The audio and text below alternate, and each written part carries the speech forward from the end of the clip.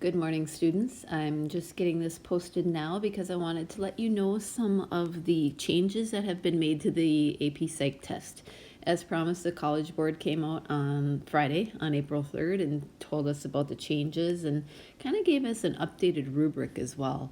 So I want to go through that really quick with you so you understand, and then you can make a good informed decision about the test coming up. So it is going to be, I'll just go to presenter view here. No, I won't. There we go.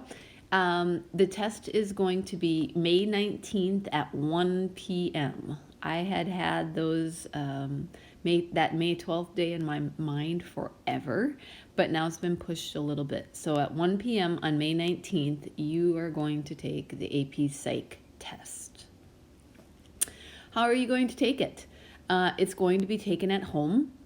You have 50 minutes total to take this, and there will be it should say a timer. There will be a timer that can be turned on and off.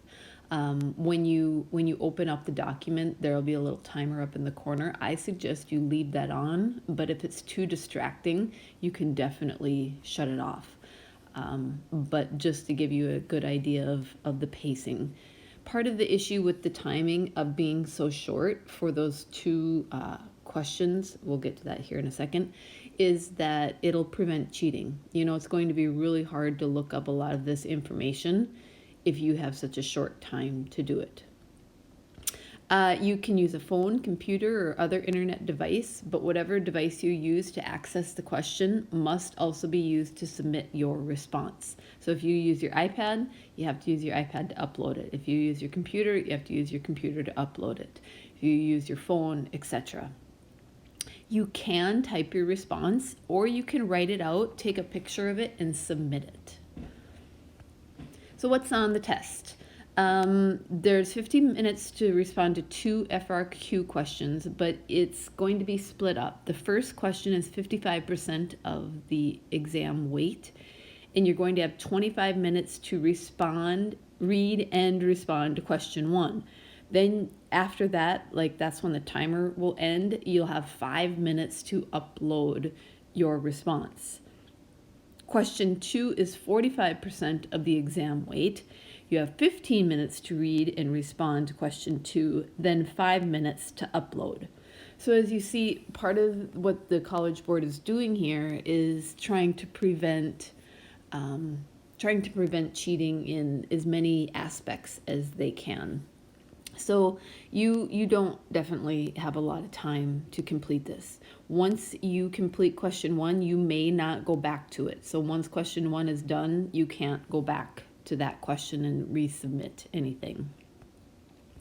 So what content is going to be on these questions? It's basically units 1 through 7, which essentially is what we have gone through, everything on motivation, emotion, and stress. Question 1 will be 25 minutes, and that's the bigger portion of your grade, 55% of your grade, and that's what we've been doing this whole time, concept application, where they'll give you some terms, you define them and apply them in the same way that we've been doing the whole time. Question 2 is 15 minutes, a shorter time period, and it's 45% of your grade. That's research application, where it's understanding experimental design and research statistics. I didn't quite get into that in this last FRQ because I had a pretty good understanding that it was going to be something like that, but it's going to be a little bit more broad where you just don't strictly define and apply. Almost certain that there's going to be some graphs. So I have started to collect some graphs to help you understand more how to read research graphs and things like that. But you're going to essentially probably be analyzing or setting up your own research design. How will the College Board prevent cheating? After the whole scandal that has happened with the getting into schools and taking ACTs and Lori Loughlin and that whole mess, the College Board is going to be really, they need to make sure that this is an authentic representation of your work. So first of all, you will be asked some confidential questions, ones that presumably only you know when you log in. Anti-plagiarism software will be used. Well, that's obvious. Your responses will be sent to me before they are scored. So if you do it by hand, they're going to ask me to say, is this their handwriting? If you type it, they're going to say, is this the kind of language and writing style that you have seen? And I have to be honest, like my job is on the line, so I can't cover for you, and I have to be honest if it's consistent with your classwork. And then there's one other step. There's something else, some surefire security device that they are not going to disclose that I am racking my brain and I cannot figure out what they're doing, but they are certain that this one other security, step that they have is going to prevent cheating. So don't try it. Don't, obviously you can use whatever resources you have, but don't let time get away from you, and don't think that you're going to be able to get away with cheating. If you're found cheating, the College Board reports it both to your high school, which would mean some serious academic integrity violations, and the college is listed on your college choice to have your grades sent to. If you didn't list any and you do pass, they will not forward those scores to your college ever. So even if you didn't put one down, you're a junior, you didn't put anything down because you don't know where to go, and then when you decide as a senior, I want to go to wherever, they're not going to pass it on. So avoid any temptation to cheat. There's some remote instruction and practice guides. Trevor Packer does this presentation about testing, some security measures, College Board's reviews on YouTube. They've said they've had more YouTube traffic in the last 2 weeks than they have ever in their lifetime. It's pretty good. There's lots of good reviews there for psychology on YouTube. And then just the last bits of information. Just know that you're going to submit a sample submission. I don't even think you'd call it a submission, but they want to give a test run to see if you're able to access it, if you're able to respond and upload. So they're going to give you a little test run. So you're not going to be in a panic submitting it for the first time on that test day.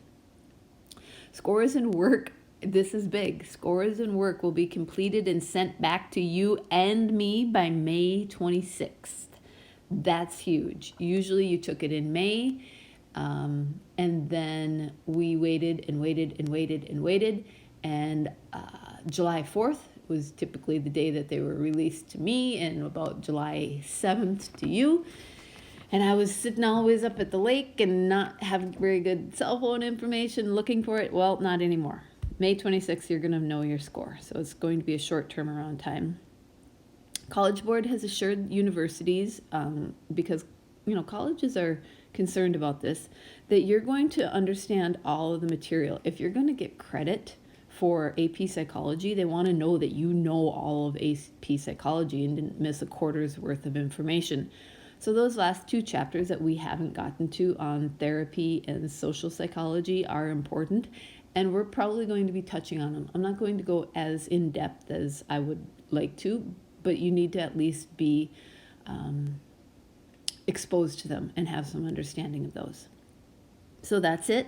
If you have any questions, let me know. I will post this on my review page of Haiku, but I just wanted to let you know of some of the changes. Shoot me a question if you have, email me a question if you have any, and we'll talk to you later. Bye.